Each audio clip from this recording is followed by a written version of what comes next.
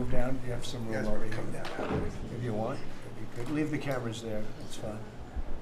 But if you want, there's a lot of room over here. See an engine move out to the end if you way out to the left. To the left. To the left.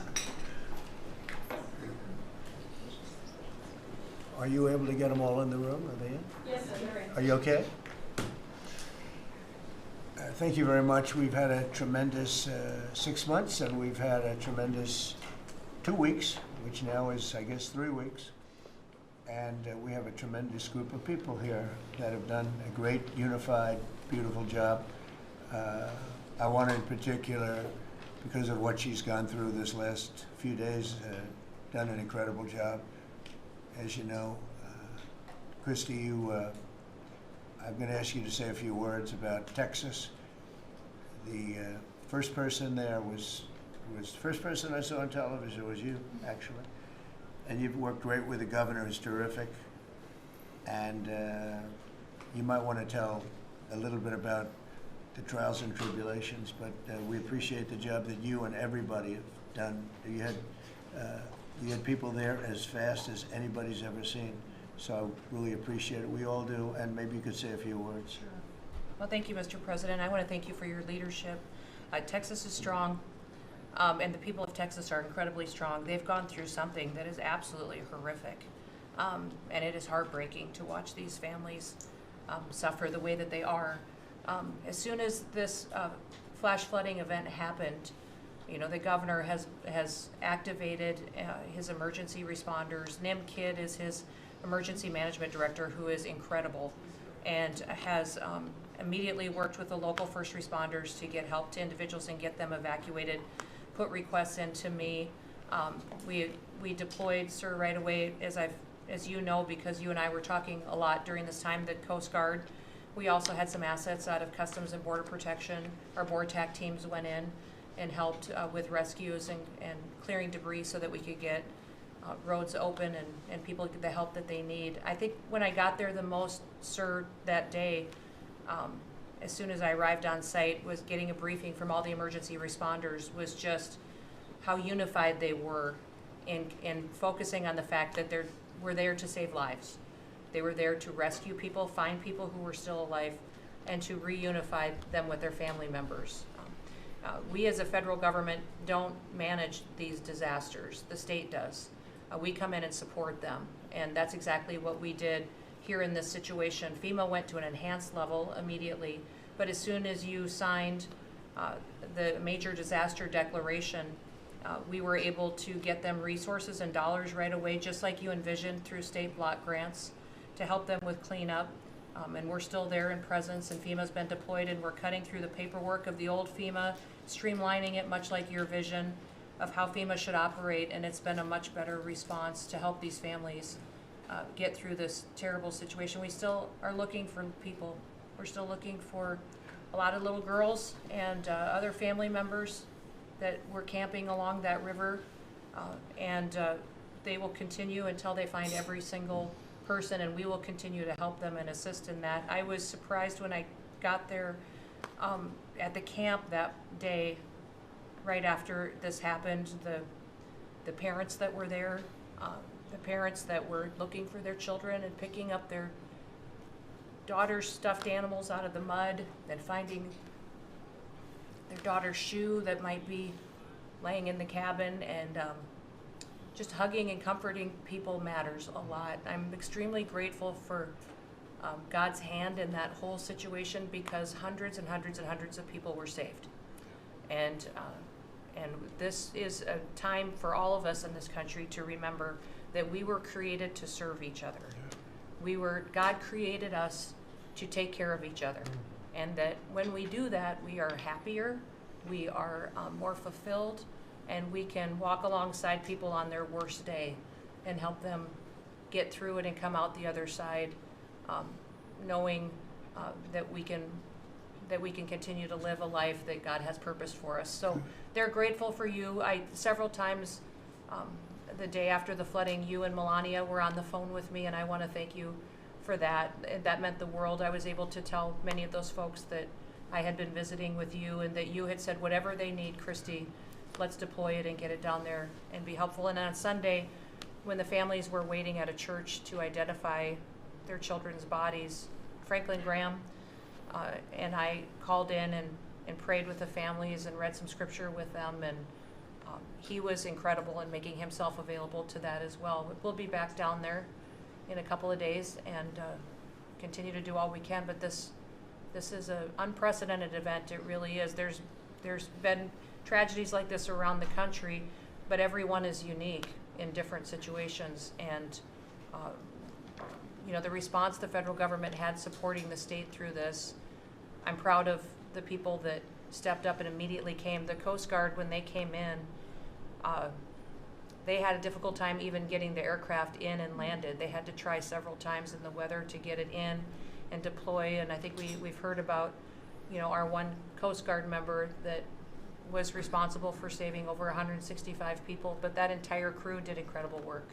And all the first responders there did incredible work. And I know people are getting tired now, but they're getting reinforcements and volunteers are showing up. And I just want to commend the governor and his team for being the leaders. And they're so thankful that you're letting them make the decisions and manage the response like it should be. And then us supporting them with the resources of the federal government. We've already deployed dollars to the state, much like the block grants that you've talked about. Right. So they're grateful for that, sir. There's never been a wave like this outside of the breaking of a dam. Because this was almost a wave that ended up being 30 feet high, more actually. Now with the dam you can understand it, but this approached almost with that speed.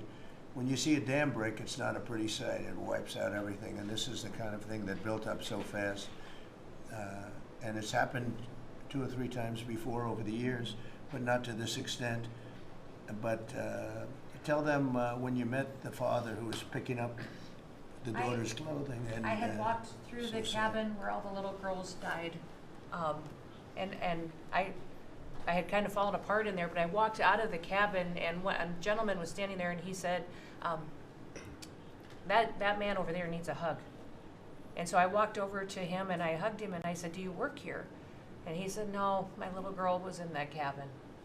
And he said, and I just found her best friend about an hour and a half ago. She had passed away. And he just fell apart. And so then we just hugged and talked for probably an hour about that. But then there was the grandpa was there looking for his granddaughter as well. There was a dad there of one of the counselors. The counselor was alive, but she was dealing with the fact that she had hung on to some of these girls and was trying to keep them out of the floodwaters, and had gotten hit by something and had lost 2 of the girls and wasn't able to hang on to them, and was going to live the rest of her life thinking about that moment when she wasn't able to hang on to these girls. But these parents were picking up their kids' belongings out of the mud and throughout the camp and putting them in bags. And then one of the dads said, I knew 50 of these girls here.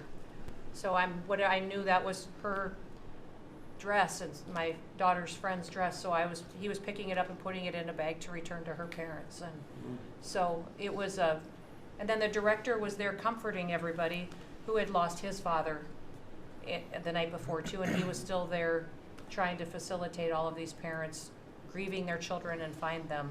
So the strength of people is incredible. One of the things that I asked there today, that day, was that they all have escorts or counselors when parents come in. So from that point, that when they came into the camp, that they have somebody with them when they're going and looking for their children's belongings or looking for their children. And so very emotional, but also just so tragic. The relationship with Texas and the governor has been obviously very good for years with me, but the relationship with Texas and their first responders and us with our first responders and lots of other people, and we brought in a lot of helicopters from all over, and we had a lot of helicopters. It was actually dangerous, a lot of helicopters up there, but they were real pros, and they were responsible for pulling out a lot of people, and we got them there fast, and Texas had some good ones too, but the response has been incredible, and The fact that we got along so well, I don't know, that's not, I don't even think that's a political thing, but we got along so well, and it was so unified. I think a lot of lives have been saved. That could have been as bad as it was, and you could have lost double or triple. This thing was just really horrible. Well, congratulations on a great job, and appreciate it. I know you're going down. I'll be going down on Friday with First Lady.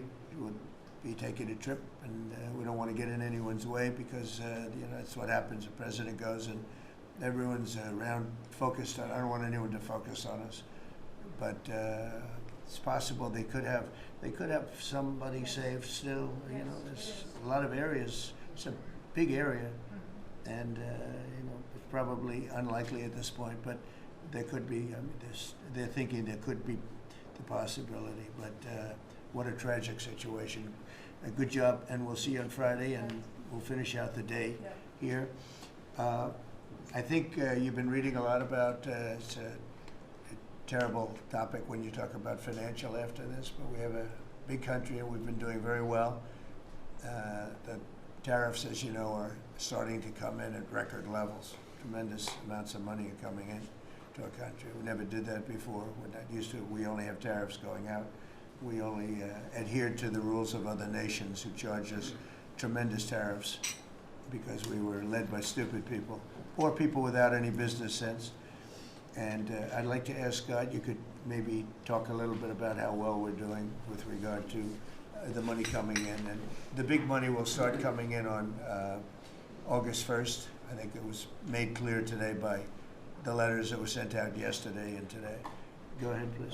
Yes, sir. We will have taken in about $100 billion in tariff income thus far this year, and that's with the tariffs, the major tariffs not having started till the second quarter.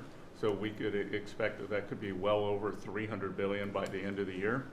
We don't agree with CBO scoring, but for those who do, the CBO scored tariff income over the next 10 years at $2.8 trillion, which we think is probably low. And, you know, sir, under your leadership, we're witnessing. And they gave us no credit during this last little, the great, big, beautiful bill. I always use the word great. I add that to it because it really is what it is. It's never been anything like it, actually. And I want to thank all the Republicans that voted for it. And I want to, you know, scold the Democrats because they're voting for tax cuts. They're voting for no tax on tips, no tax on Social Security, no tax on overtime, and you know, many, many other things far more important than that.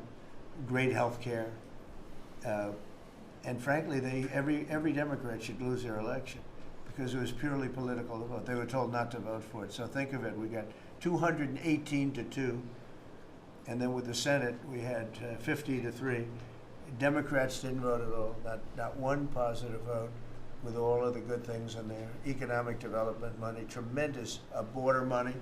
Now you're loaded up on the border, and I don't think we're going to need so much of it because we had zero come in last month, so I'm not sure how much of it we want to spend. You may think about that. You may actually think about saving a lot of money because the wall's been largely built, and it obviously worked. But you may want to think about that. But so. I think it's incredible when I watch the Democrats, and they have standard lines like they had Russia, Russia, Russia. They had the laptop from hell. It all came from Russia. You know, they make things up and they go with it, and they feed it to you people in many cases. And they said, "Here's our line," and I hear the new line is death. Oh, it's death. Everyone's going to die. There's nothing to do with death. In fact, we're saving our country. Death is from allowing 25 million people into our country, of which 3 or 4 are stone cold, hard criminals. 11,888 are murderers, many of them committing more than one murder. That's death, and the Democrats did that. Joe Biden did that by allowing people to come in here just totally unchecked, unvetted, open borders, open borders. The whole world was dumped into our country from prisons, from gangs, from mental institutions. We have many people walking the streets, walking in areas that we don't know anything about, that came out of insane asylums. They released their insane asylum, the insane asylum population into our country, and It's amazing the job that you and Tom Homan are doing, by the way, on that. But we have to get them out, and we have no choice. We have to get them out, and we are getting them out. And so, Pete, you want to tell them about our great military and how well we did with respect to the bombers and the B-2? We had the pilots here 2 days ago, and they were incredible people. Go ahead. Yes, sir.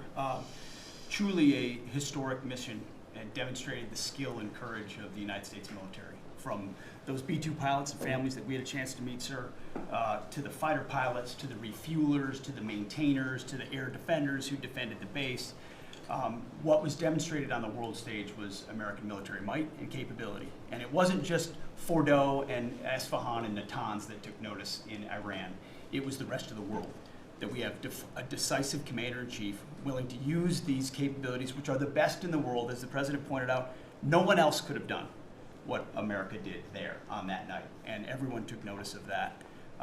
With the One Big Beautiful Bill, sir, we've got $150 billion additional to invest in Golden Dome and all the other weapon systems and stockpiles and shipbuilding priorities of yours.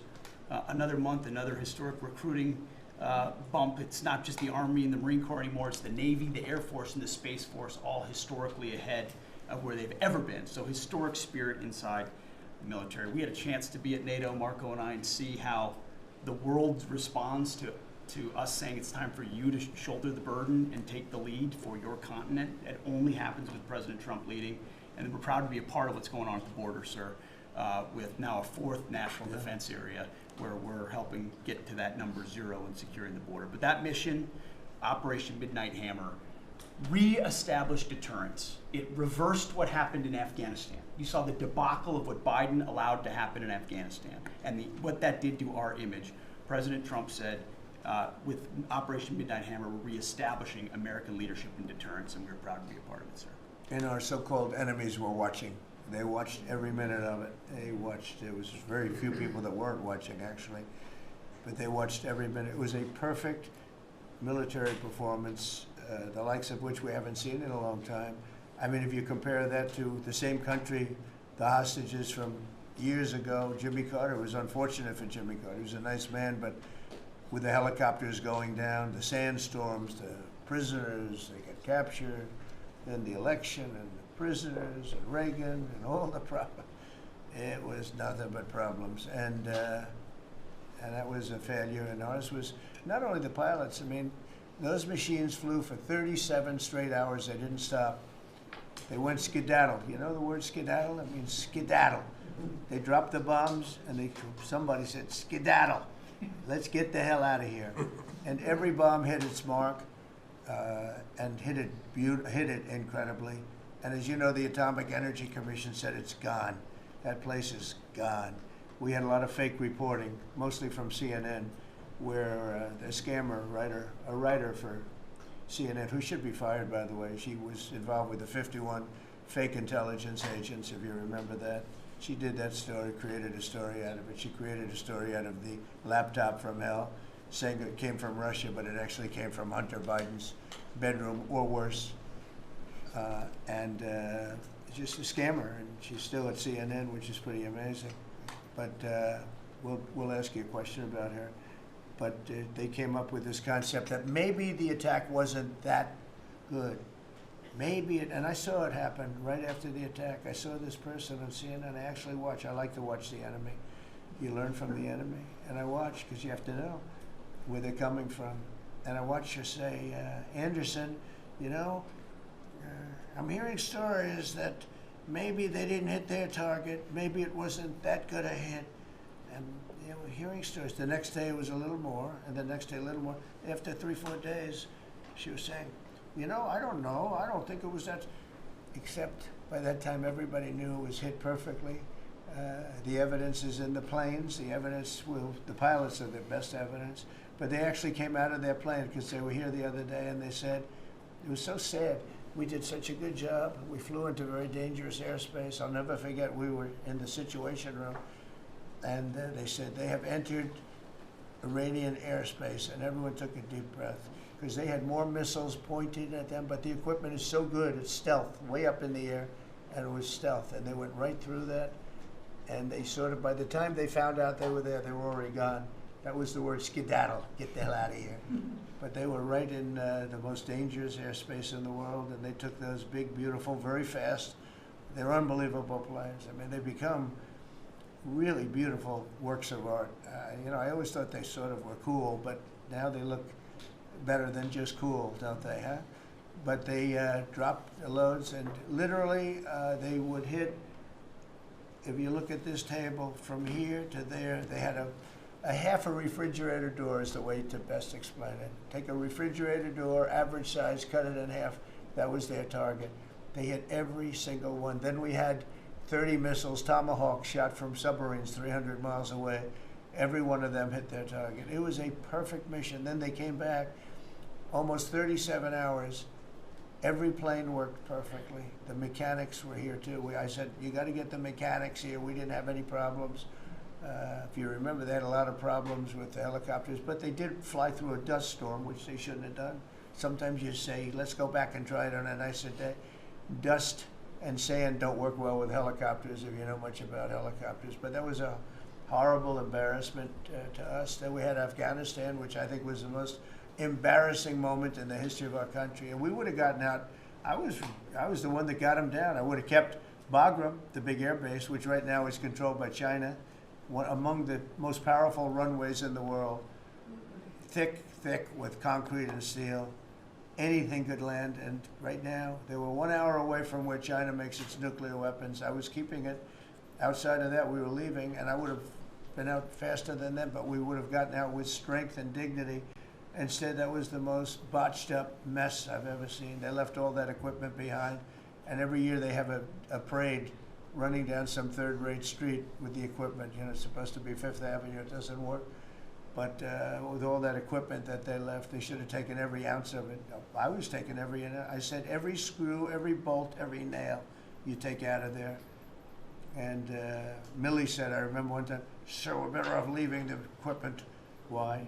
Well, it's cheaper. I said, cheaper? You mean it's cheaper to leave a $150 million airplane rather than flying into Pakistan or India or someplace, or just flying it straight home? It's cheap. Yes, sir. That's when I knew he was an idiot. Didn't take long to figure that one out. But they left all that equipment, but they left their dignity behind. It was the most embarrassing moment, in my opinion, in the history of our country. Not that we got out. We should have not been there, but that we got out the way we got out, with great embarrassment and death. You had 13 young people. I've gotten to know their families very well, but you had hundreds of people killed that nobody talks about. Yet the other side, many people were killed. Many people are walking around with no legs, no arms from that whole thing. They left from the wrong airport. They should have left from Bagram, because Bagram was a big base with hundreds of miles of fencing and territory around it. Nobody would be able to get near it, and they left. So, we've done a great job, and I think people are really starting to see it. They're starting to appreciate it. Pete's done fantastically. That mission was a work of art. And I have spoken to some of our perceived, I don't know if they're enemies, but they're perceived as being potential enemies. And they essentially said the same thing, very impressive. There wasn't a thing that we didn't lose an engine. We didn't lose, they landed and they were cheered. But the sad thing was they were cheered, and one of the pilots said, we were a little concerned because when we got out, we were told that on television they were reporting that we may have missed our targets. Sir, we hit every target. That's what I do for a living. We hit every target. In fact, when the bombs hit, a yellow haze came over the horizon that I've never seen before. It just lit up the whole horizon, brighter than the sun. It was like looking into the sun. He goes, we hit our target, because you know what that was exploding. And but they were a little downbeat because they listened to that fake CNN reporting and the fake New York Times. They worked together to try and say that it wasn't perfect. They couldn't say they missed. All they could say is, maybe it wasn't perfect. And you ought to fire that reporter immediately. You should fire her. Real fake.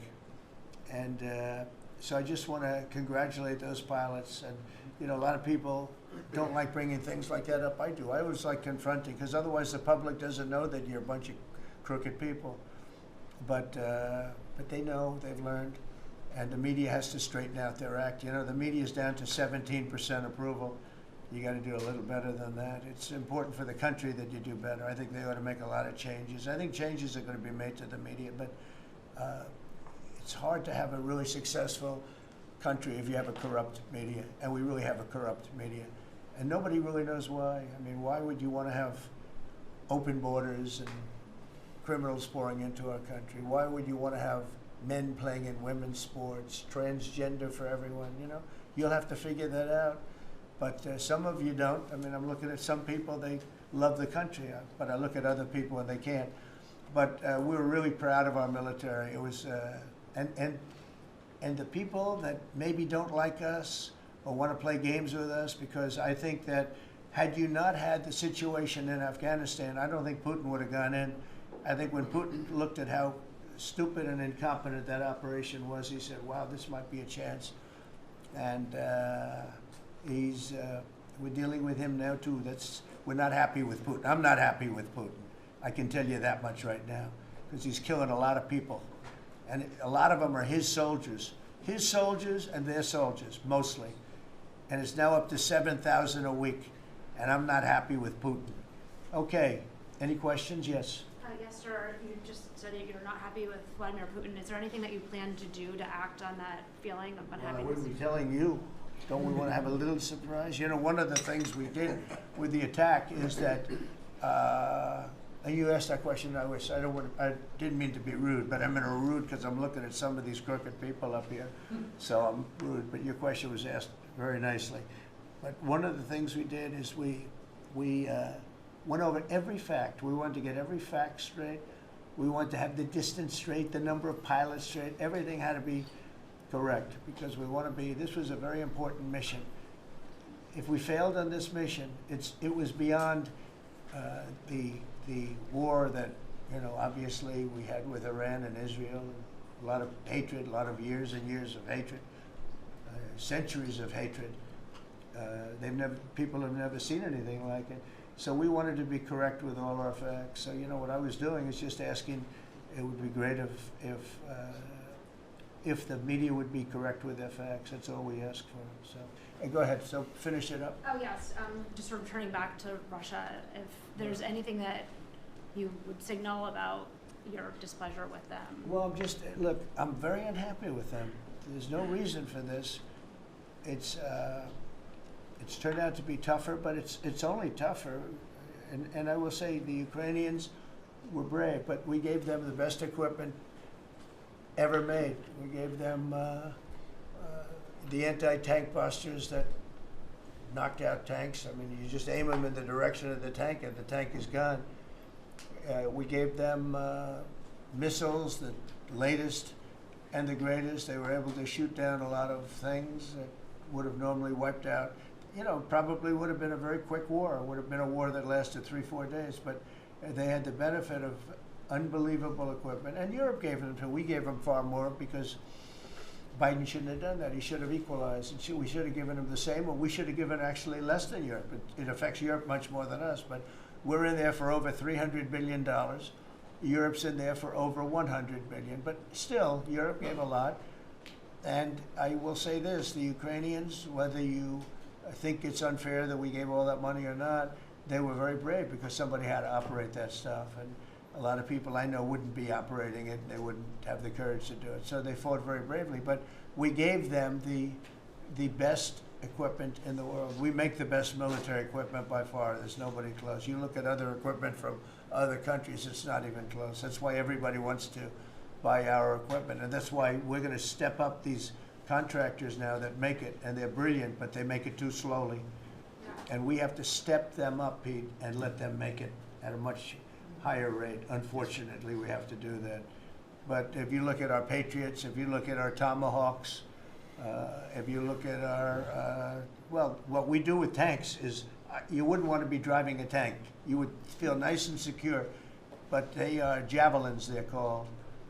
And I gave them the javelins. Remember they said Trump gave the javelins and Obama gave them sheets, right? They called Obama at that time. Barack Hussein Obama, if you haven't heard, did a terrible job. But that was a war that should have never happened, and a lot of people are dying, and it should end. And I don't know, we get a lot of bullshit thrown at us by Putin. For you want to know the truth, he's very nice all the time, but it turns out to be meaningless. Do you want to sanction him? Lindsey Graham has a sanctions bill on Russia. Do you want him to move I'm that looking bill? at it. Yeah, no, I'm looking. The Senate is passing and passed a very tough sanctions bill. Yeah, I'm looking at And it. you'd sign that? It's an optional bill. It's totally at my option. They passed it totally at my option, and to terminate totally at my option. And I'm looking at it very strongly. Yesterday you said there wasn't more Go ahead, please. The Council of Economic Advisors released a new report saying that imported goods have actually decreased in price from December. I know, it's not through March. amazing. Well, my question is, With Fed the chairman- tariffs. Well, the Fed chairman keeps saying that tariffs are going to cause price increases. Are we the talking- prices just not Chairman passed of the through Fed? yet? Yes, exactly. Well, Are the you prices- do a better job than him. Thank you. Are the prices just not passed through yet?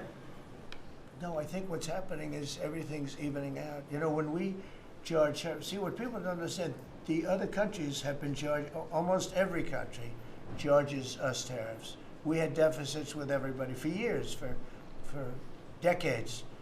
And we were like this big monolith that made bad deals with everybody. We rebuilt South Korea, we stayed there. It's okay, we rebuilt it and we stayed there. And they pay us very little for the military. I got them to pay billions of dollars, and Biden then canceled it when he came in. I sent to South Korea as an example. We give you free military, essentially, very little. And I think you should pay us $10 billion a year. And they went crazy. But they agreed to 3. So I got 3 with a phone call. And I was satisfied. I said, but next year we have to talk. And then we had a rigged election, and we never got to talk. And you know what Biden did? They probably went to him and they said, listen, Trump treated us terribly, and we shouldn't be paying anything, and he cut it down to nothing. So that's what happens. It's ridiculous. That's the other thing. We're talking to countries about contributing to the military, not only just paying more in NATO, but contributing. We have 45,000 soldiers in South Korea. We have 45,000 soldiers in Germany, 52,000 actually. And that's a huge economic development for them. That's tremendous amount, just like having a city. It's tremendous money for them, and it's a tremendous loss for us. So we're talking, in a very nice way, we're talking to them about it. It's very unfair. We supply the militaries to many very successful countries. I mean, South Korea is making a lot of money, and they're very good. They're very good, but, they should be paying for their own military. President Trump, can I ask you a question about Jerome Powell as well? And then the question to the Attorney General. Jerome Powell, and then I have a question for the Attorney General. Jerome Powell, who you've been pressuring to lower interest rates, he's facing accusations of lying to Congress, which is a potential crime about the Well, opulence. then he should resign immediately. We should get somebody in there that's going to lower interest rates. Do you want congressional Why don't you Republicans call to- for his resignation? Do you want congressional Republicans to investigate and It's pursue okay and with punish? me. I think he's terrible. I think, look, we're paying, I call him too late. T-O-O, too late, like Too Tall Jones for the Dallas Cowboys, right? Too late. He's always late. But he wasn't late with Biden before the election. He was cutting him like crazy. It didn't help too much, did it? But he was cutting him like crazy before the election with Kamala and Biden. He was trying to get them in, I guess. I don't know. He was recommended by somebody that worked for me. I like you better. If I could ask the Attorney General a question too, President. Sure. And your memo and release yesterday on Jeffrey Epstein, Yes. it left some lingering mysteries. One of the biggest ones is whether he ever worked for a American or foreign intelligence agency. The former Labor Secretary, who was Miami U.S. Attorney Alex Costa, he allegedly said that he did work for an intelligence agency. So could you resolve whether or not he did? And also, could you say why there was a minute missing from the jailhouse tape on the night of his death? Yeah, sure. If I Ma'am, could. could I just interrupt for Sure. 1 second? Are you still talking about Jeffrey Epstein? This guy's been talked about for years. You're asking, we have Texas, we have this, we have all of the things. And are people still talking about this guy, this creep? It's a lot That of is unbelievable.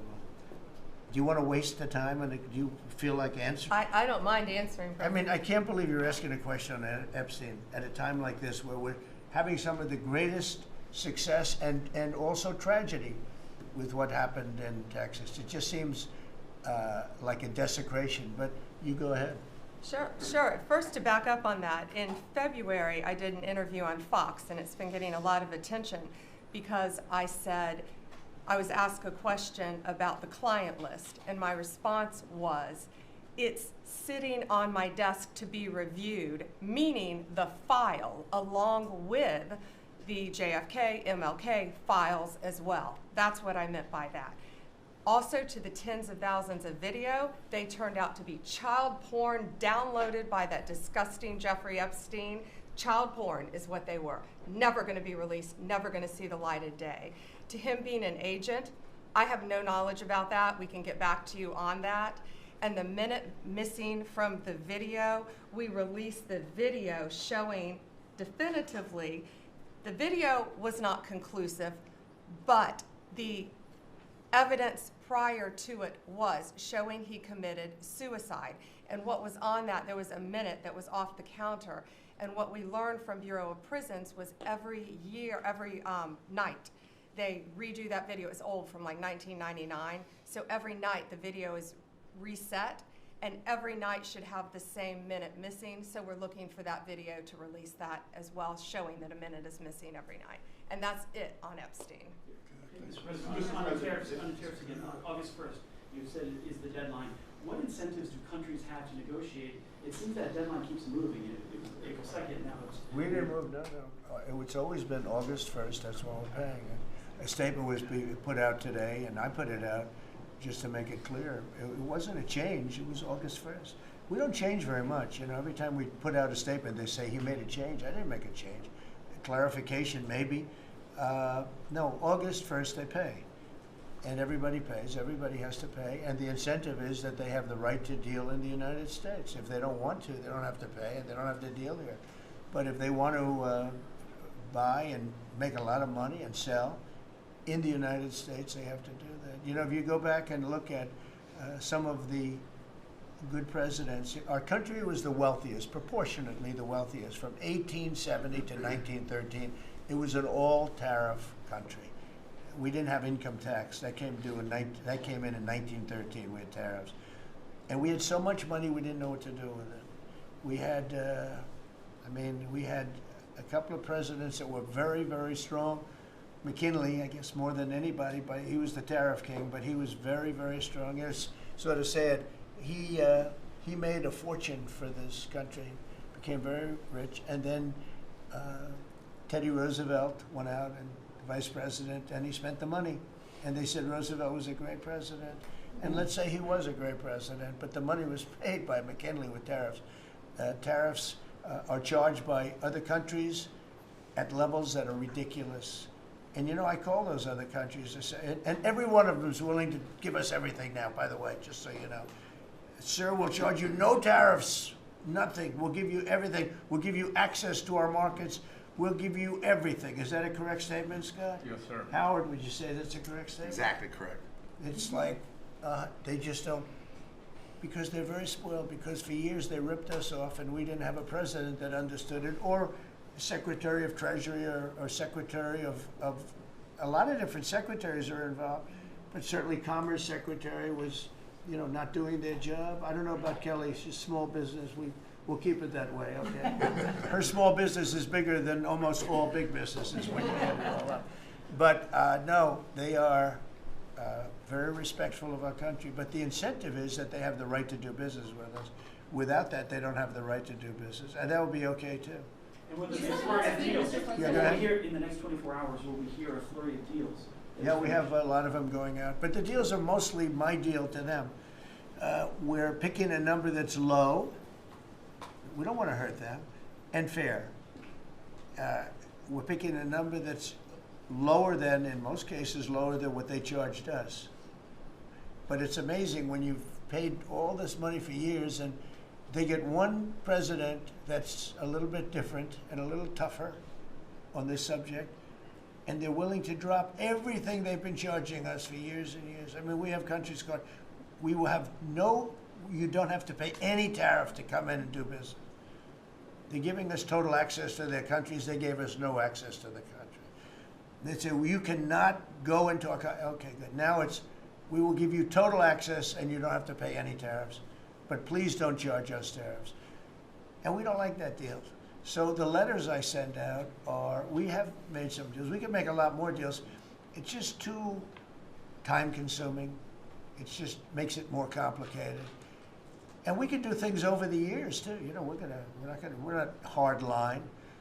But it's about time the United States of America started collecting money from countries that were ripping us off and laughing behind our back at how stupid we were. Okay? Thank you. Mr. President, Yellow, in the yellow. On the tariff issue, so you've talked about India coming, but then a couple days ago you issued a new tariff threat to members of the BRICS countries for if they aligned with anti-American policies. 10% charge. That would be India, Brazil. That's Russia, right, they have to pay South Africa. 10% if they're in BRICS. Because Right. BRICS was set up to hurt us. BRICS was set up to degenerate our dollar and take our dollar as the standard, take it off as the standard.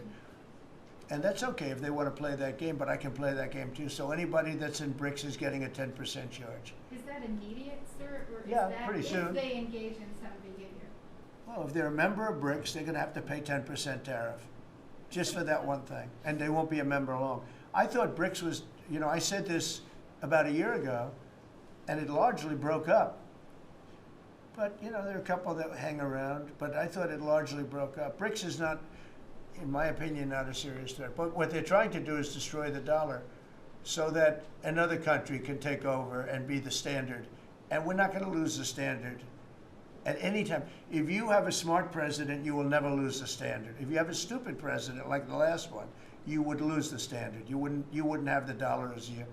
And if we lost the world standard dollar, that would be like losing a war, a major world war. We would not be the same country any longer. We're not going to let that happen.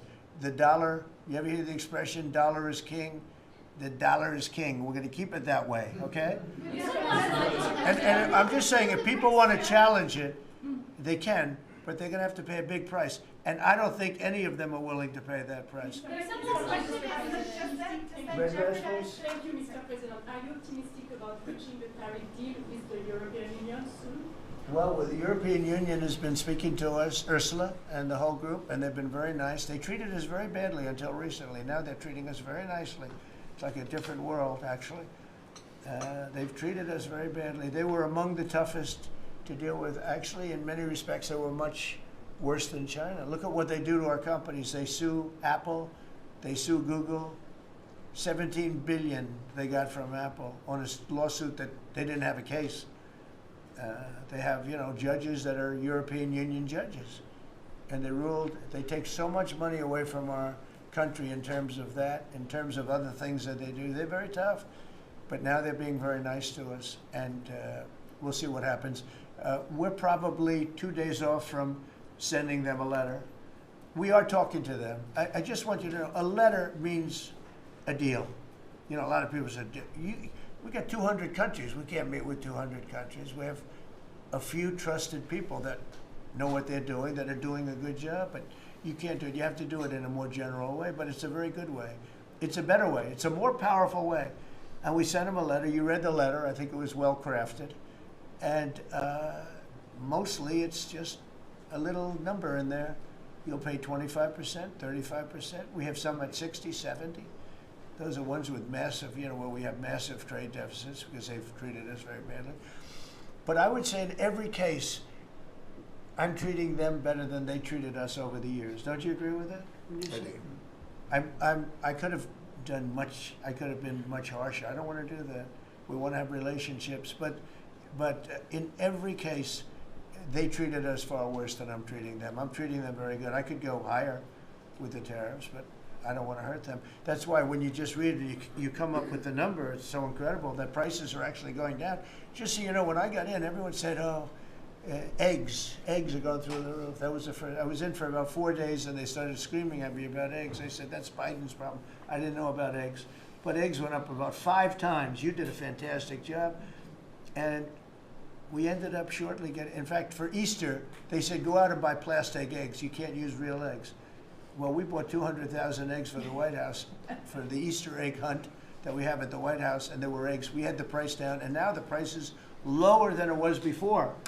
We did a good job with eggs, but we did a good job with groceries. Our prices are down in this country. A big part of it's oil. The oil, you had a couple of places last week, you had $1.99 for oil, for gasoline. Nobody thought they'd see that. I want to get it lower if I can, but we've done a good job. You've done a very good job. Do you want to say a couple of words about that, you and Chris, about what's happening with energy? Well, absolutely, but I would say on the pricing side, President Trump, the fact that you've endorsed and supported a policy of energy dominance, that sends a signal to the market that we're going to have more supply. You talked during the campaign about inflation being a country buster. You've broken the back of inflation. In 6 months, among all the other things you've accomplished. We have no inflation. And we've got, and then heading into the 4th of July, these were the lowest gas prices at the pump in 4 years. And again, for Americans, this is like hundreds of billions of dollars that stay in their pockets because we lower the price of gas at the pump. But when we lower the price of energy, it lowers the price of food. It lowers the price of the clothes you wear. It's the biggest thing. It's the biggest thing. It's like a big tax cut. When you get energy down, every 50 cents is like a massive tax cut, and we've gotten it down much below that. You know, we had great energy, great low prices, everything else. When the election turned over, I'm trying to be nice about it. It turned over, shockingly, but nevertheless it happened. Energy started going up, and it went up really bad, and then he went back to the Trump policy. The problem was they didn't know how to do that, and he lost it. He lost that sucker. That big sucker was out of control, and his energy prices went way up, and that's what caused it. But it was also stupid spending. They spent money like, they used to use the term drunken sailors, but I won't use that term. Although it is very descriptive, I won't use that term. I refuse to use it.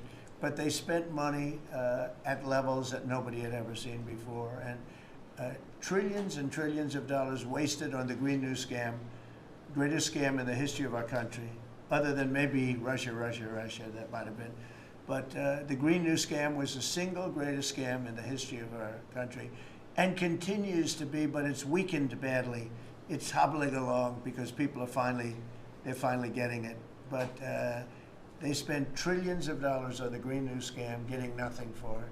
Devised by a couple of young people that weren't even good college students, you know? Not even good students. Check out their marks. Yeah? No,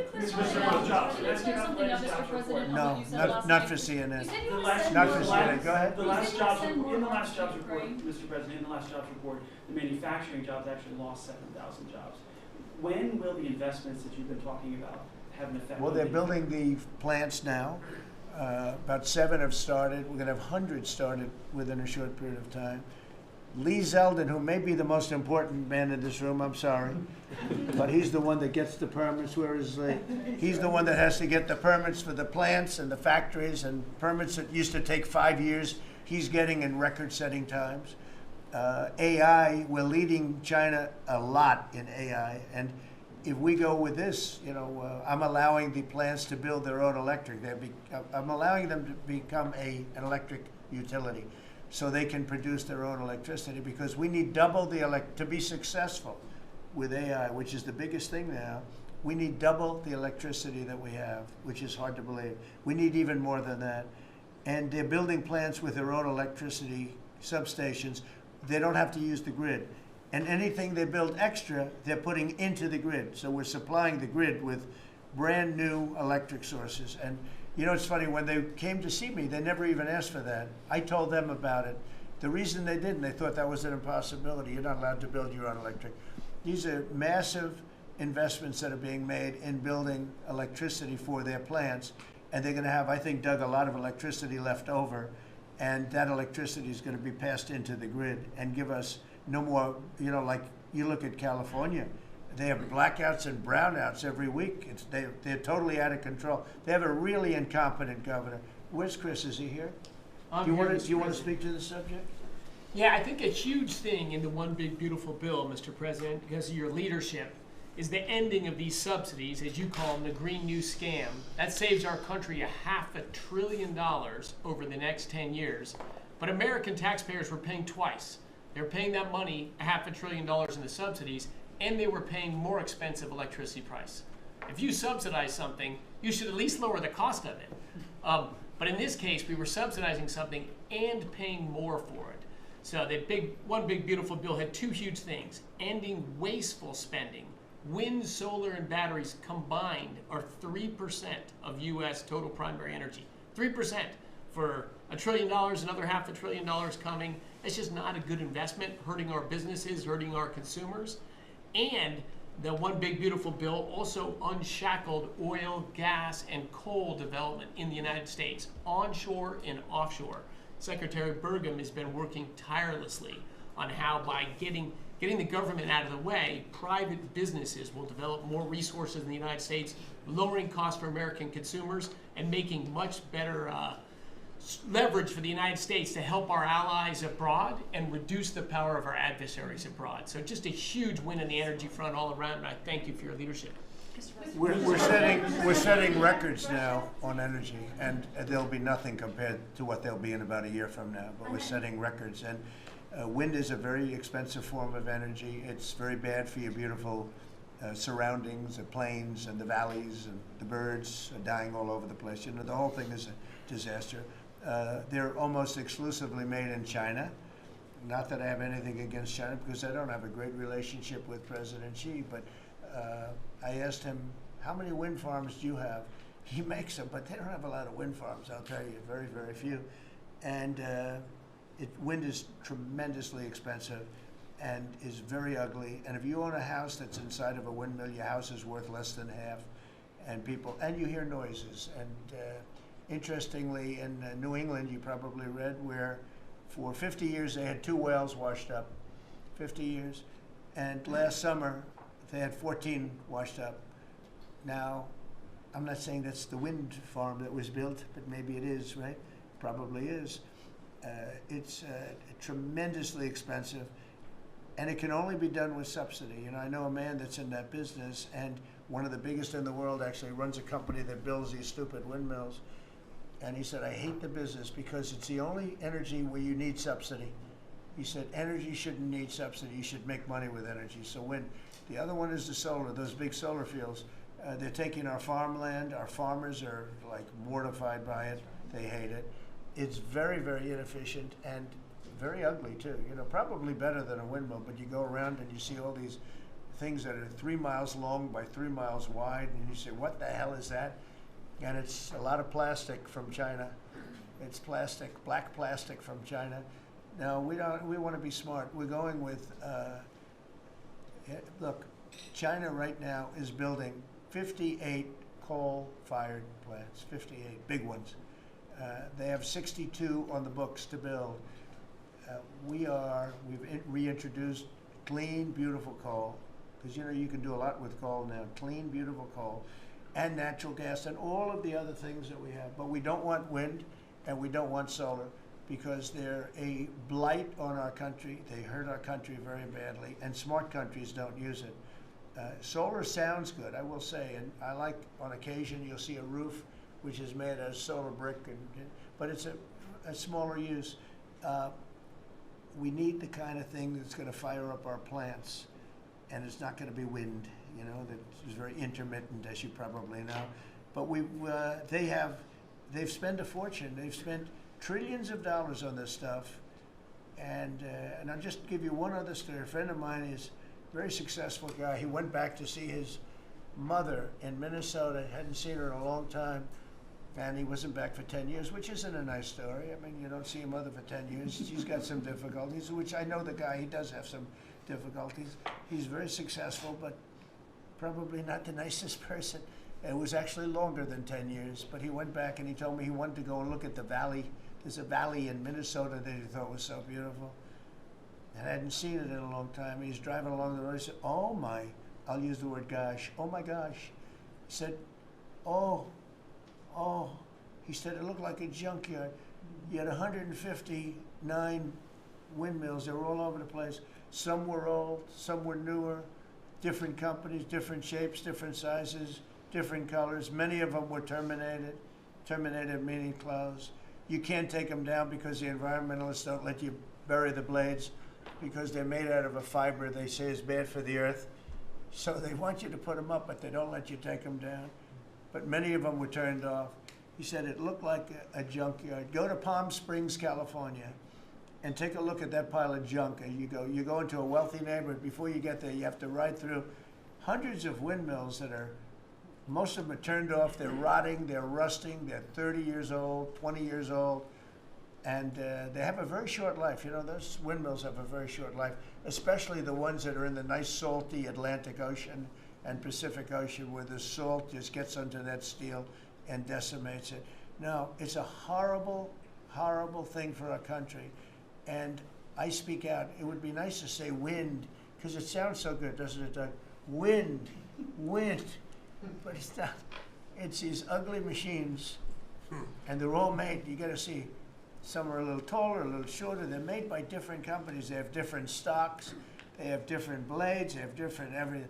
It is so horrible. And if you look at smart countries, they don't use it.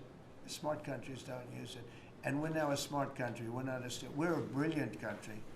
We're not smart. We're brilliant now. We're going to be a brilliant country. We have to be, because we have to catch up for some really stupid people that did a bad job. Yes, Brian? Yes, Mr. President, I've got a quick comment, some feedback as a native Texan, someone that I grew up bringing my kids to a camp very near the affected camp now. Thank you on behalf of Texas. I've gotten hundreds of messages that want to thank. If you're in the cabinet room, you can tell the president and his team on behalf of Texans, thank you so much for the quick response and the loving and the hugs. I saw that you gave. Two quick questions. I saw a Palestinian senator. His name is Schumer. He's a good Palestinian. No, he's a Palestinian. He's become a Palestinian. He's abandoned the Jews. But I saw him say, it's Trump's fault. Yeah, that's right. It's Trump's fault. He was actually, do you ever see John Lovett's The Liar? Where he goes, yeah, I went to Harvard. That's right. This was Schumer. He goes, yeah, it's Trump's fault. That's right, it's Trump.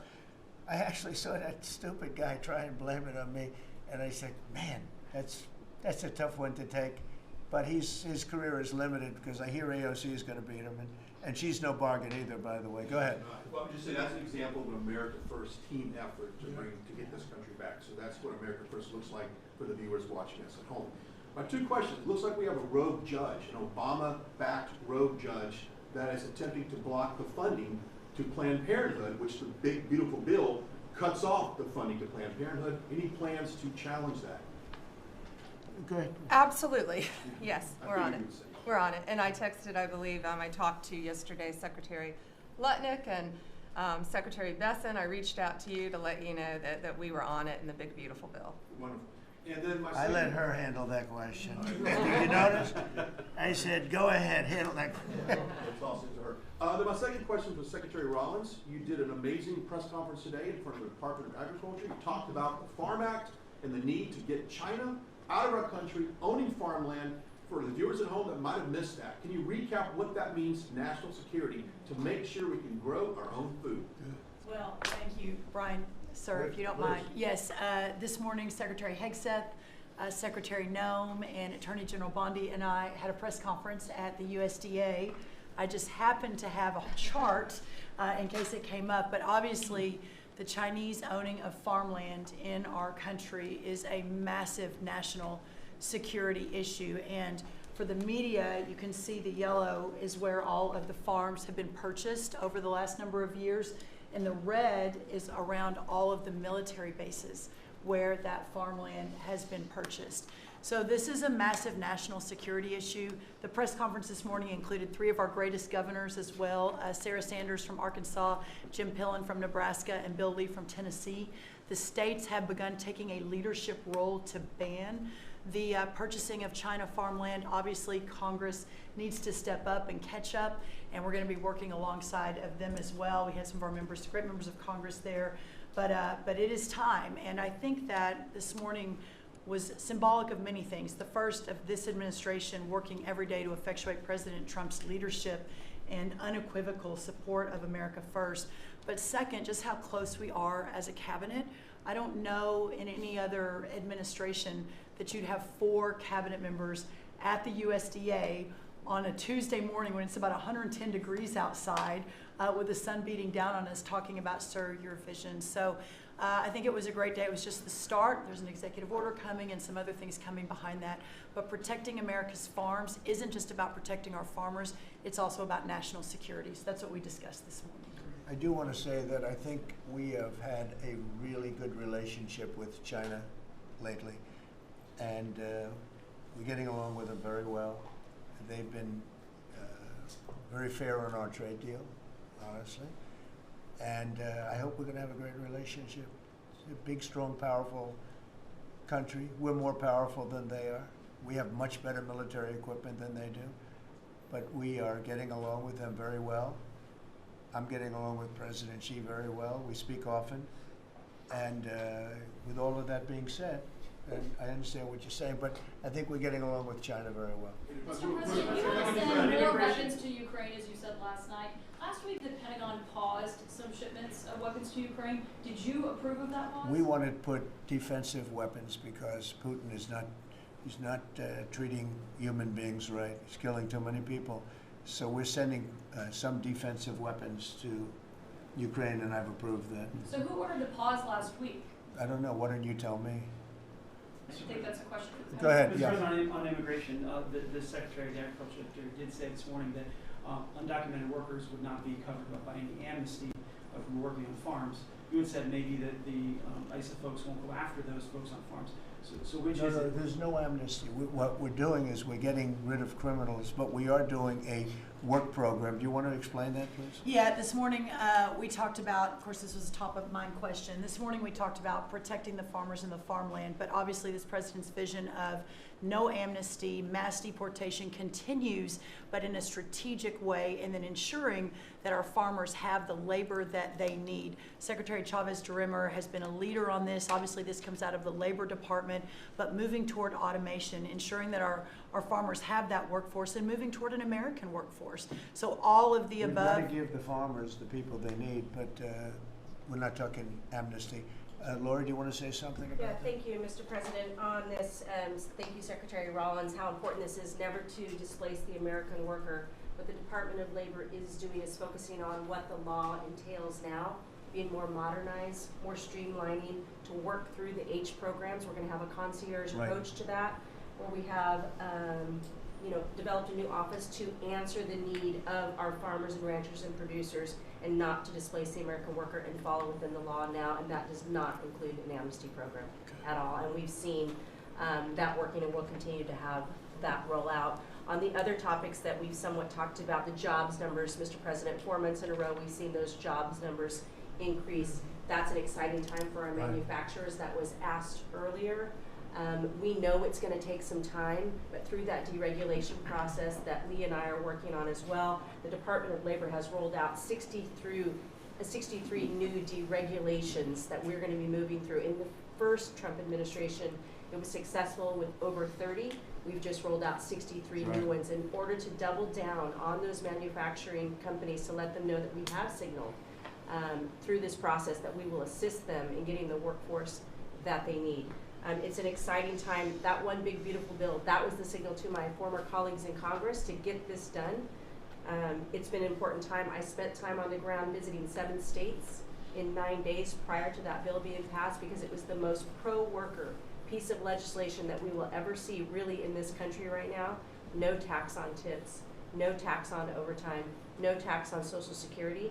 That matters to the American worker, because we don't want to take their money and give it back. We want them to keep more of their hard-earned dollars in their pockets currently, and that's what they're excited about. And as I move forward with these tariff talks, I heard a company, orthopedic company in Indiana, say to me, for the first time since you have taken office, Mr. President, their increase in their bottom line by 8% since these tariff talks have happened.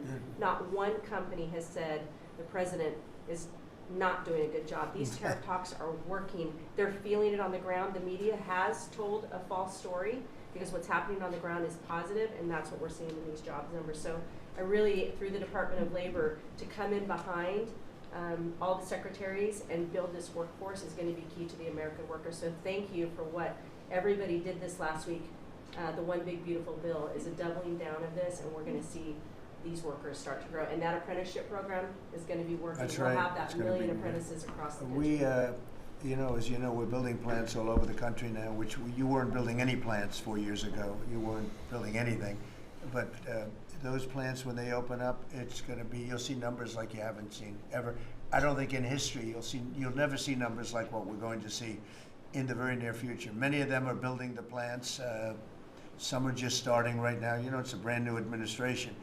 But, and they wouldn't be here except for two things: November 5th, the election, and the tariffs. And frankly, I guess the election was more important because of the tariffs. I mean, another person wouldn't have done this. But they're coming in because of the tariffs. They have to, they're not going to pay 25, 30, 40, 50%, 70, and 100%.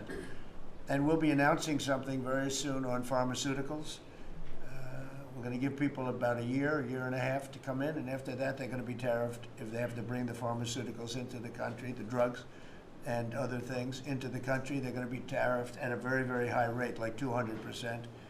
We'll give them a certain period of time to get their act together. But they were all here now. They all left. They went to other places because we allowed, people that sat in this room allowed it to happen. And I don't allow it to happen. The people in this room don't allow it to happen. So we're going to be announcing pharmaceuticals, chips, and various couple of other things, you know, big ones. We did steel, as you know, they're 50%. We did aluminum, 50%. Lumber just came out.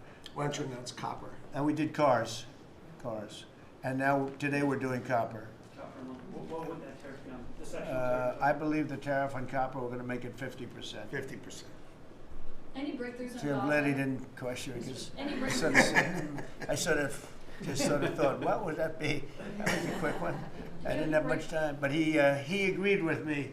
That's why he's Howard. Any breakthroughs on Gaza with the Prime Minister, and there's reports that you're meeting with Netanyahu again tonight? Is that Yeah, I fair? am. He's going to come over again tonight. We're talking about Gaza, or mostly Gaza right now.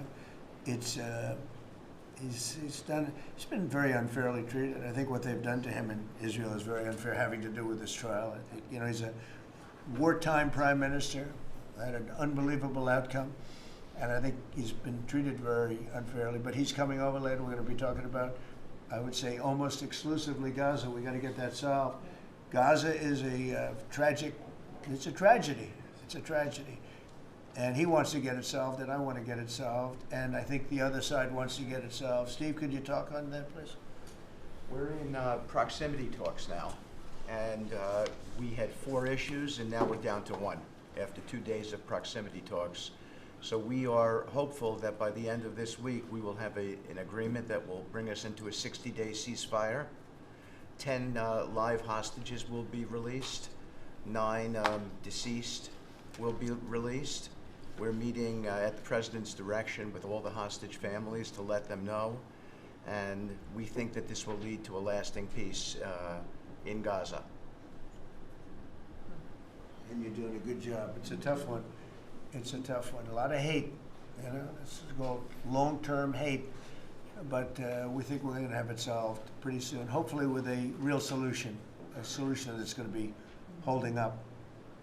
And can I follow up? This is, I think, the first cabinet meeting since Elon Musk has now been a special government employee, not here anymore. He's now saying he's going to create a third political party. Are you worried about the impact that that could have? No, I think it'll help us. It'll probably help. Third parties have always been good for me. I don't know about Republicans, but for me. Are you second guessing any of the cuts that DOJ made? Since you No, described it as no. off the rails Look, the other day? we cut hundreds of billions of dollars with DOJ. We could have done it differently. I would have done it differently a little bit, maybe, but it was something that we saved a lot of money. You can always second guess. I guess some of the people in this room maybe would have done it slightly differently, and some would have done it exactly the way it was done. But it was dramatic, and it was important, and we found a lot of things like billions of dollars given to people for environmental protection, where they had $100 in the account, like in Atlanta, Stacy. And then you had another one with 20 billion here, and 20 billion here, and 2 billion here, and 15 billion, Lee, you might want to mention just a couple of those things. We really got because of DOGE. At the Trump EPA, the one big beautiful bill was filled with many big beautiful wins for the taxpayer. It delivered a sledgehammer to the Green New Scam. Billions of dollars rescinded. It's a big deal for the American taxpayer who sees money go through pass-throughs that are filled with self-dealing and conflicts of interest. They see unqualified recipients. They see reduced agency oversight, and they want accountability with their tax dollars, and they got it. In the example of the Stacey Abrams connected NGO, they received $100 in 2023. They got $2 billion in 2024. They had to complete training on how to develop a budget that was put into their grant agreement. They, out of nowhere, started paying a CEO $800,000, a COO $450,000, 22 people making over 150 grand.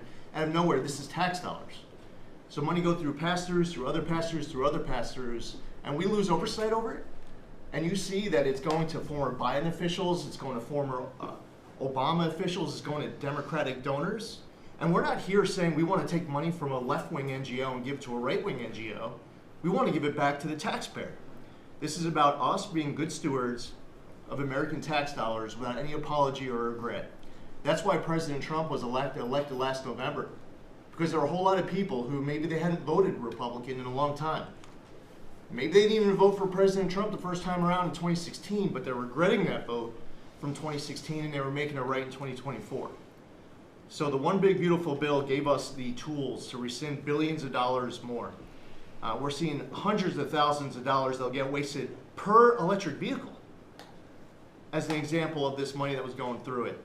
They gave $50 million to a group called Climate Justice Alliance. They say that climate justice runs through a free Palestine. The Biden EPA gave $50 million to a group that says that climate justice runs through a free Palestine. We say that if you're going to spend $1 in the name of remediating an environmental issue, then spend the dollar on remediating an environmental issue. We say that we can protect the environment and grow the economy. We want to help grow more baseload power in this country. So why is it that it took this long for this team to get assembled, to be able to fix the mess that we inherited? But gosh, we love showing up at our jobs every single day, first thing in the morning, because all day long we get things done for the American taxpayer. And Congress did its part last week by passing one big beautiful bill to deliver this accountability and to cut off the Green New Scam. So maybe it's a bad day for Stacey Abrams. Maybe it's a bad day for all those well-connected Democrats getting paid off. But you know what? God bless America. Because at the end of the day, President Trump is here, J.D. Vance is here, and the greatest cabinet ever assembled to deliver that much-needed and highly demanded accountability. Well said. That was a very good answer.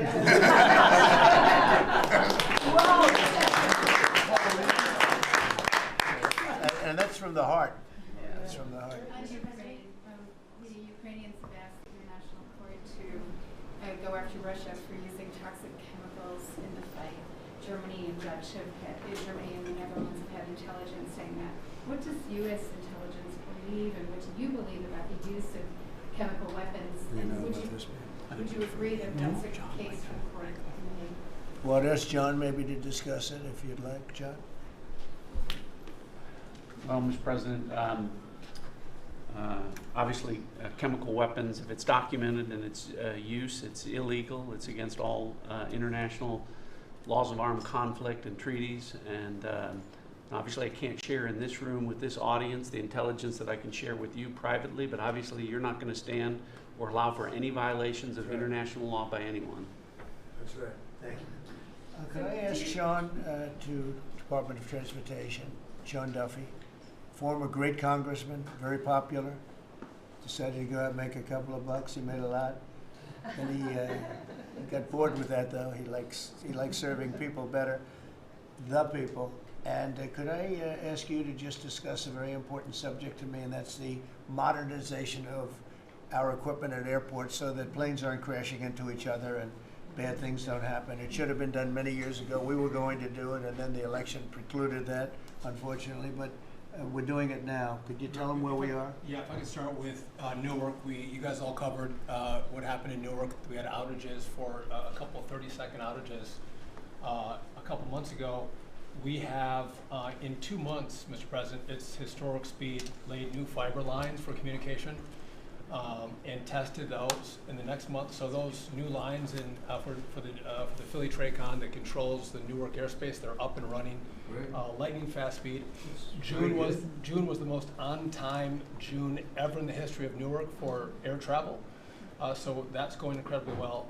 By the way, we shouldn't have dealt with this because Joe Biden and Pete Buttigieg had moved the center from New York to Philadelphia. They didn't test the lines. They didn't do the work, which is what brought us all these problems. But in the big beautiful bill, we got $12.5 billion. This is a historic investment in air traffic control. And so what the money is going to allow us to do is move from copper to fiber all over the country. So new copper lines. We think we can do that in 1.5 to 2 years. We have radar that dates back to the 1950s, some of it from the 60s and 70s. We get brand new radar across the country as well. We have some infrastructure money to build TRACONs and centers, the en route centers that control the traffic across the country. So this is a massive new start to rebuild air traffic control. And again, this is dilapidated. Americans think that their government takes care of them and makes the investments that are necessary to make the country work. And for 30, 40 years, the investments weren't made. And so under your leadership and direction, we are making those investments. And per your direction, right now we are interviewing what we could call a general contractor or an integrator.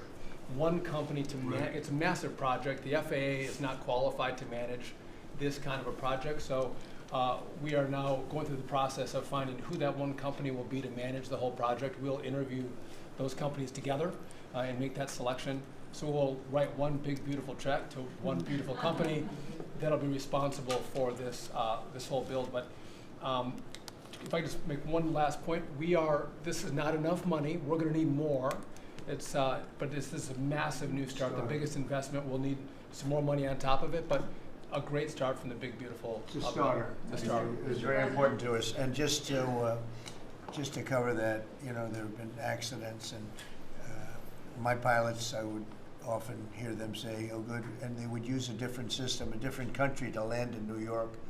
They'd use the radar and other things from a different country. I said, "What's that?" He said, "Oh, our system is so bad." And I knew that. We were all set to start, and Buttigieg came in, and what they did was so crazy because they hooked copper into fiber, into steel, they had all different systems. They had hundreds and hundreds of contractors, different contractors for different airports. They spent billions of dollars, and they made the system worse because you can't hook copper into fiber. It doesn't work that way. You just can't do it. It's not doable, but they tried to do it. Didn't work out too well. And in the end, it was just a complete disaster. We want to have one great company. Now, Raytheon's going to bid, IBM's going to bid. We have 5 or 6 bidders that really are good and do this stuff. And we want one, because I know about overruns, I look at the railroad out in California, headed up by one of the worst governors in our country, who I used to get along with actually, but he's just, when you lose 25,000 houses and you would have had your cities burned down. If we didn't step in, Los Angeles would have been burned to the ground. But you look at that, and I said, I really know how to build, and you got to have one guy, one contractor, one great one, whether it's IBM or Raytheon is good, but you have 4 or 5 that are really, really great, and they're all bidding against each other. But you don't want to have one doing the wire and one doing the digging and one doing the demolition and then they're all saying they all blame each other because they're saying they were late and therefore you have to pay me millions of dollars more money. I know the system so well, and we're going to have a great company do the whole thing. We're going to get a fantastic price. Maybe we'll get them. They're very big and very strong, and maybe we'll get them to make a contribution toward getting it done at the right price. But we're going to have a great system. When we finish, we will have the best system on earth, done by one of the 2 or 3 best companies. There are only a few companies can do this. This is not. But if you would have seen what this other group did, they were going crazy. They had, I heard 3,000 contractors And then when it all came together, guess what? It didn't work. It's a disaster. So we're going to have in a pretty short period of time, it's going to take us about 2 years to build it, and we'll have a contract given out probably over the next couple of months. We have some great bidders, some great companies that want to do the job. You're going to have great air traffic control. Can I just make one last point of this? So the last administration signed a contract with an American company to fix the copper to fiber, and that contract was a 15-year contract. The system is failing today, but that's how idiotic and incompetent the last administration was. And under your leadership, we're saying, listen, we don't have time. We don't have 15 years. We don't have 5 years. We have to do it right now. And so the president always talks about on time and on budget. We have embraced that. We are going to be on time and on budget. And by the way, you mentioned a train out in California. Stay tuned for probably give us 5 days and you'll have an answer on what's going to happen with the $4 billion that we potentially have invested on a train that's going to go nowhere. It's going to be $120 billion that'll never connect San Francisco to LA. Again, the last administration wasted so much money on projects that never work. If you're going to have high-speed rail, you're going to invest billions, we should actually have high-speed rail in America, not boondoggles that fund political friends and allies and family They have members. from San Francisco, inside of San Francisco to inside of Los Angeles. Should have never been built because airplanes do it better. And you could drive it. You could drive it. No problem with driving it. The roads aren't even crowded. So they were going to do this, somebody's idea. Somebody got paid off a lot of money and they started it. It was going to cost a very small amount of money. And it ended up costing literally hundreds of times what the original. And now what they did is they said, well, going into the city is too big a deal. So we'll leave it 25 miles short of the city. So now they're leaving it, they're not going to finish it really. It's not the same project. So now they're leaving it outside of San Francisco and outside, short of each. They just want to get it done. And I've never seen cost overruns. You know, if you have a cost overrun of 10%, you should be ashamed of yourself. 20%, you should not do any more jobs. This is a cost overrun of 2,000%, something like that. It's unlimited, and it's not finished. And maybe it will never get finished. And I told Sean, look at it from every standpoint, but we don't want to, you know, we have federal money going into that, and it's like throwing it out the window. So whatever you can do to stop it. $15 billion and not one track has been laid. $15 billion and we're 16 years into the project, not one track. Mr. President, on New York, you're the most prominent Republican in the country from the city. What do you want to anywhere else? I think I can say. I don't want to be a wise guy. Perhaps I can. Maybe Marco. But how do you want Republican voters in the city to vote in the upcoming mayoral election? Should they vote for Eric Adams? Should they vote for Sliwa? Should they pick someone else? Look, number one, you have a communist running, and you shouldn't vote for him. He's a disaster. He's leading. He's got the Democrat nomination because that shows you where the Democrats have gone. He actually wants to take over the grocery stores of John Catsimatidis, who's a great guy, a rich guy, grocer, does a good job, wants to take over. He actually called me the other day. He's concerned his stores are going to be taken from him, and they won't be run like John runs them. Believe me, he runs a good operation. But he actually said he wants to run his own grocery stores.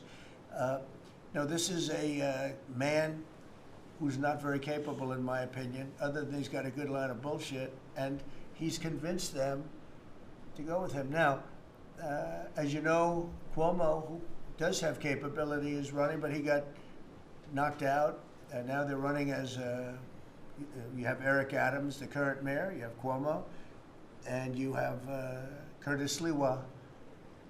And Curtis runs every 4 years. He seems to be a fixture on the running scale. But you know, it's I'm not getting involved. But I can tell you this: I used to say we will not ever be a socialist country, right? Well, I'll say it again: we're not going to have. If a communist gets elected to run New York, it can never be the same. But we have tremendous power at the White House to run places when we have to. We could run D.C. I mean, We're looking at D.C. We don't want crime in D.C. We want the city to run well. Susie Wiles is working very closely with the mayor, and they're doing all right. I mean, in the sense that we would run it so good, it would be run so proper, we'd get the best person to run it. The crime would be down to a minimal, would be much less. And, you know, we're thinking about doing it, to be honest with you. We want a capital that's run flawlessly, and it wouldn't be hard for us to do it. And we've had a good relationship with the mayor, and we're testing it to see if it works. But New York City will run properly. We're going to bring New York back. I love New York. You know, I loved New York for a long time. Then we had a bunch of crooked people in there. You have an attorney general who's a total stone cold crook, New York State, Letitia James, a total crook. All they do is want to go after political opponents. They do what's ever expeditious for them. She's the one that took out Cuomo because she wanted to run for governor, and then she ended up getting 1% of the vote. She polled at 1%. She dropped out, went back to attorney general. You have a lot of crooked things going on in New York. We're going to straighten out New York. Maybe we're going to have to straighten it out from Washington. But when I see a communist who has actually gotten a Democrat, pretty much gotten the Democrat nomination, they also went to that new form of voting, which is a beauty. You go in there in third place, you come out in first. That's that form of voting that they have gone to. You know what I'm talking about. It's not too good. We're going to do something for New York. I can't tell you what yet, but we're going to make New York great again also. We're going to make it great again with the country. What we've done in this country in the last 6 months, nobody has ever seen it. And I told the story, the King of Saudi Arabia, I was over there. They gave us $5.1 trillion between Saudi Arabia and UAE, Qatar.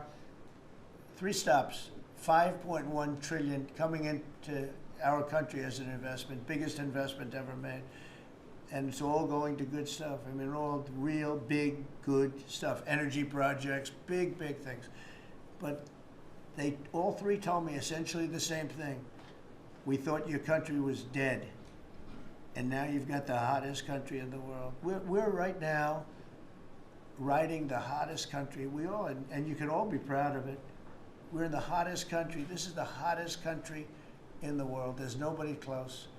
Made hotter by some great pilots and great machines that nobody else has. Those great, big, beautiful machines, they rode those machines right into the toughest territory, and nobody knew what the hell happened. And then they hit their targets perfectly, and it was complete and total obliteration. And that's why that war ended, Steve. They told me that's why the war ended. The war ended when they saw that, it was over. And we're very proud of it. But we have the hottest country in the world right now, from a country that was close to dead. And if I didn't win, if you would have had the other person win, we all know who she is, whether it was she or Biden, they're the same. He may have been more competent than her, and that's hard to believe, right? But if you had that ideology in, I don't believe you would have had a country anymore. I think you would have had a country that was broken up. But we had a dead country. Now we have the hottest country in the world, and everybody knows it, and everybody said it. Mr. Vice President, do you have anything to say? Well, thank you, Mr. President. I just want to say that I'm very proud of the whole team. I think everybody has worked together. You see Pete and Marco and Steve working on some of the diplomacy, Christy and Pam working on the border. We just have a really, really solid team, and we've done a lot of good work. And in particular, I want to congratulate the White House staff led by the President on getting the One Big Beautiful Bill passed. Yeah. I was personally skeptical, sir. I never told you this, but I was skeptical we'd be able to get that thing done by July 4th. We did it because we worked together and we worked very well. So it's an honor to be a part of it, but I'm really proud of you guys for doing a great job. The beautiful thing about it, it had something for everyone. That's right. Most people said it had to be broken into 7 bills. It's so big. The problem was that some of those 7 have nothing for anyone, but they had to be done for the country. You know, sometimes you have to do things for the country that aren't necessarily popular. We had a couple of them, and that wouldn't have worked. So the One Big Beautiful Bill, many people said it could never be approved. Too big, too everything. There's too much. But it had something very big and very important for everyone, and it's great for the country. And remember, the Democrats have come up with a false narrative, you know, just whatever. It's just a line that they send to everybody and that they print. I think in the case of this, it's death, death. Everyone's going to die. I heard that. Everyone's going to, just the opposite. Everyone's going to live. What we're doing is saving our country and making it much bigger, better, and stronger than it ever was. I'd like to ask, Marco's been doing such a great job. Do you have anything to say? Well, it's just going through a list here, Mr. President, and I think the Vice President's pointed out to the great team you have, and all these achievements that have happened domestically. But you think about it, under your leadership, we prevented and ended a war between India and Pakistan. NATO's now at 5% for the first time ever, the highest numbers ever. A peace deal between the Democratic Republic of Congo and Rwanda. A 12-day war that ended with an American operation that we're the only country in the world that could have done. Hopefully, pretty soon, a peace deal between Azerbaijan and Armenia. The entire Middle East and the infrastructure of it has the potential now to change because of Syria and Lebanon, and it hasn't even been 6 months. Sure. It hasn't even been 6 months, so it's a great testament to your leadership in this team. Well, thank you very much, and you've done a fantastic job.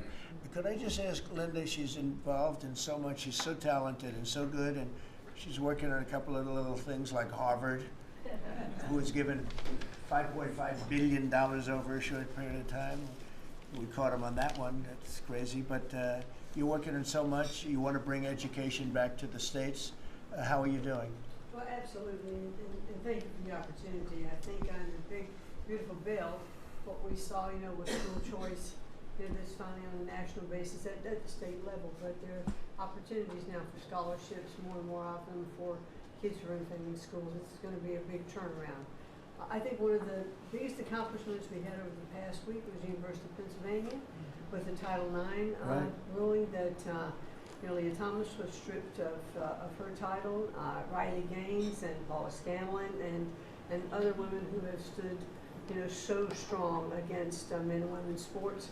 And when you put out the executive order, that just solidified and gave them the opportunity. So those are a couple of really, really big wins, and thank you for that opportunity. And how are you doing with Columbia and Harvard? We're negotiating hard. I think we're getting close to having that happen. It's not wrapped up as fast as I wanted to, but we're getting there. Okay, good. And you've done a fantastic job. Thank you very much. You've been a good team. Yep, you have a great team. Around this table, a lot of people would help with that. That's right. Thank you very much. Maybe just in closing, we spent a lot of time, effort, very little money on this room. This is called the Cabinet Room. It's been here for a long time, and it had some pictures that were not many of them and not very good ones. And I actually spent time in the vaults. The vaults are where we have a lot of great pictures and artwork. And I picked it all myself. I'm very proud of it. That's Andrew Jackson, great Andrew Jackson. That's a gentleman named, and we call him President Polk. He was sort of a real estate guy. He was, people don't realize he was he was a one-termer, but he was a very good president. And I'm not sure I should be doing this, he actually gave us the state of California. He was the one, he was the one that hooked it up. So I'm not sure, maybe he won't be there for long. But if you notice, the frame is the exact same size almost as the other one, as Andrew Jackson. So that was a part of the reason too, I have to be honest. But Polk was actually a very good president who's got the same frame that I needed, okay? And up here you have the original George Washington right behind the light. And then you have Dwight Eisenhower, who was a very underrated president. He built the interstate system, and he was the toughest president, I guess, until we came along. But I don't mind giving up that crown, because I don't want to be too tough on it, but we want to be humane. But he was the toughest president on immigration. He was very strong at the borders, very, very strong. And sometimes you can be too strong. He was strong on the borders, and during a certain period of time, they were so strong that almost every farmer in California went bankrupt. And we have to remember that. We have to work together. We have to remember that. But he was a very good president and a very good general and a very good president. And I thought he deserved a position somewhere on this floor. And then you have, this is very exciting to me, he was not a Republican, to put it mildly, but he was, he was a four-termer. He was Franklin Delano Roosevelt. And if you notice, there were a lot of ramps outside. We have ramp, people say it's an unusual place for a ramp. It was because of him. He was wheelchair bound. but he was an amazing man. It's an amazing portrait, and we used to have him in the room, a different portrait, and it was a terrible portrait. It was almost like it was done by a child. And I used to say, you know, I can't believe that he would have approved of that portrait of himself. And I was in the vaults and looking at things. I said, what's that? And we have some great curators here. We have 6 curators at the White House. They have 2 for paintings, they have them for furniture, they have them for different things. I guess cost is no object. Okay, cost is, maybe I'd have 1, but that's all right. But we have 6, and they're very talented, though. And he said, that's a picture of FDR. I said, really? Let me see it. They took off the wrappings, very well preserved. And I said, that's the picture they've been looking for years. That was the picture of Franklin Delano Roosevelt. And I said, oh, wow. And likewise, that fit, see frame-wise, it just doesn't work. It doesn't work if you have, I want to be nice, but it doesn't work if you have a big frame, a little frame, and but it's like perfection. I'm a perfectionist. The mirror was down in the vaults also. I said, where is this from? And it's a very old, very storied mirror, beautiful. We put that up. And then over there is Honest Abe Lincoln. And that picture was in his bedroom. And we thought that this would be a very important place because this is where wars are ended. I'm not going to say wars are declared. I'm going to say wars are ended, okay? We'll be positive. And that's the picture of Abe Lincoln from his bedroom, sat in the bedroom for many, many years. That was his favorite picture of himself. And the Lincoln bedroom's very famous. You remember when Bill Clinton had it and he rented it out to people. Okay. We don't do that. But it's an incredible room. And we took that picture from his bedroom. That's Abe Lincoln.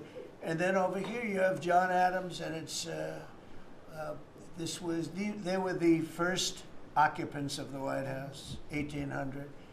And John Quincy Adams, Mrs. Adams, they were the first occupants. So we have them looking at each other, and in between their stare is Abraham Lincoln trying to make peace.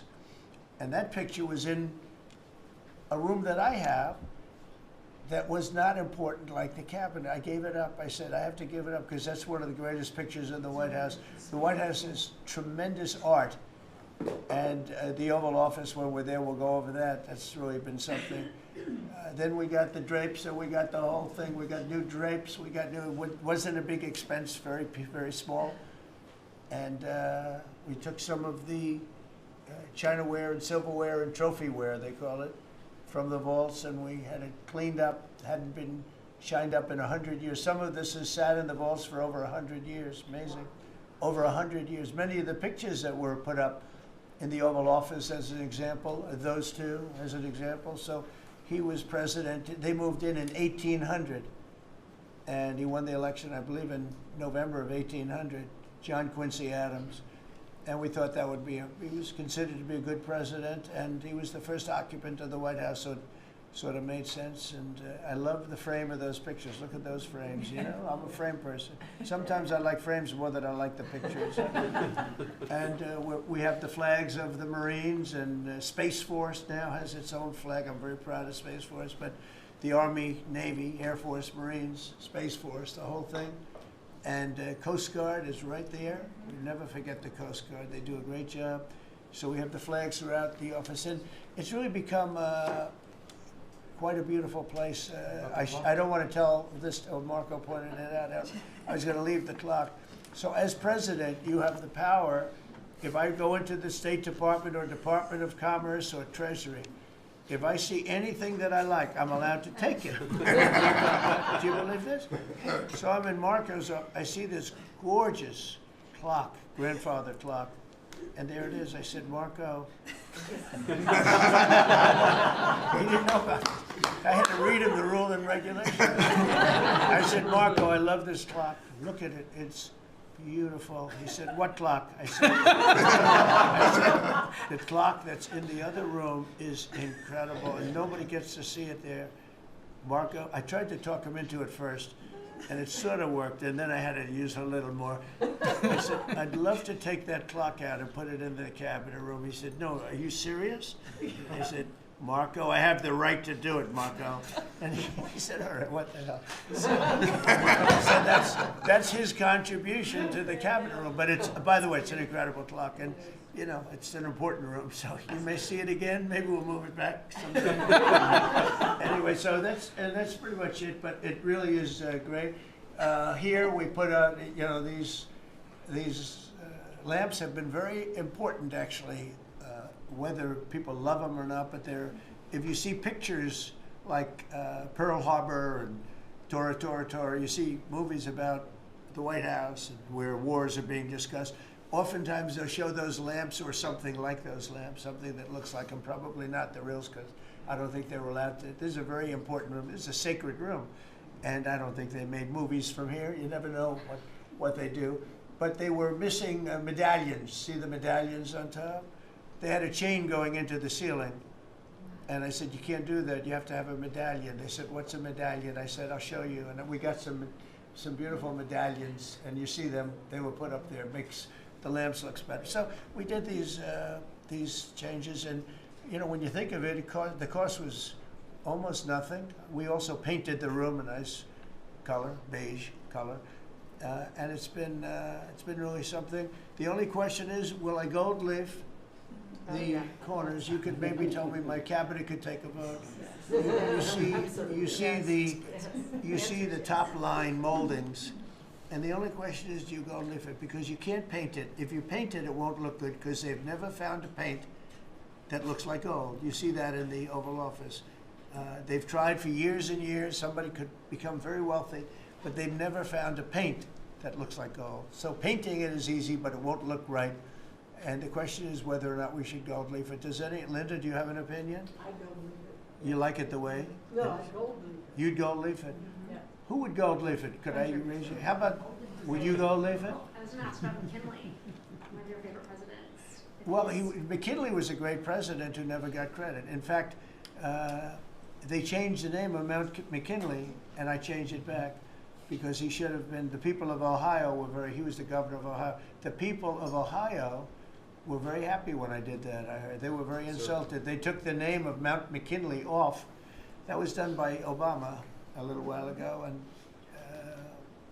I had to change it back. I changed it back. He actually was a great president. He was a president, he was the tariff, the most, I guess, since me.